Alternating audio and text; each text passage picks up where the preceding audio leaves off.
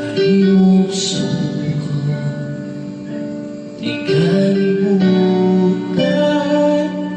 upang sa tungan katuyuan.